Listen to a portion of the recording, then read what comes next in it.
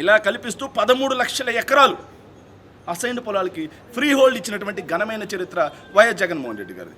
అలాంటి ఘనమైన చరిత్ర ఉన్నటువంటి వైఎస్ జగన్మోహన్ రెడ్డి గారి గురించి తప్పుడు ప్రచారం చేసి అధికారంలోకి వచ్చి వీటన్నిటిని మళ్ళీ నిషేధిత భూముల జాబితాలో పెట్టి వీటన్నిటిలో కూడా ఏవో అవకతవకలు జరిగాయి అని చెప్పేసి ప్రజల కోసం చూపించడం కోసం తప్పుడు వాగ్దానాలు ఇచ్చి తర్వాత మళ్ళీ ఇప్పుడు ఏం చేస్తున్నారంటే ఈ నిషేధిత భూములన్నీ నేనే తొలగిస్తున్నా, నేనే మీ అందరికీ యాజమాన్య హక్కులు కల్పిస్తా ఉన్నా, జగన్మోహన్ రెడ్డి గారు మీ అన్నింటినీ నిషేధిత భూముల్లో పెట్టారని చెప్పేసి తప్పుడు మాటలు మాట్లాడే తప్పుడు పెద్ద మనిషిని మేము ఛాలెంజ్ చేసి వస్తున్నాం. 2016లో 22Aలో 6 లక్షల ఎకరాలు పెట్టినటువంటి పెద్ద మనిషి ఎవరు? 2024లో మీరు అధికారంలోకి వచ్చిన తర్వాత జగన్మోహన్ రెడ్డి గారు ఫ్రీ హోల్డ్ కల్పించినటువంటి భూములన్నింటినీ మళ్ళీ నిషేధిత జాబితాలో పెట్టిన పెద్ద మనిషి ఎవరు? కొండను తొలికి ఎవరు వెనకలు పడతారు అని చెప్పేసి ఒక సామెత ఉంది. ఈయన నిషేధిత భూముల్లో విపరీతమైన అవినీతి జరిగింది అని చెప్పేసి మళ్ళీ వాటిని ఫ్రీ హోల్డ్ మేము చేసి ఉంటే వాళ్ళు నిషేధిత భూముల్లో పెట్టాడా? మరి అవినీతి ఎక్కడ తేల్చాడు? ఎక్కడైనా ఒక ఎకరాల అవినీతి జరిగినట్టు తేల్చాడా?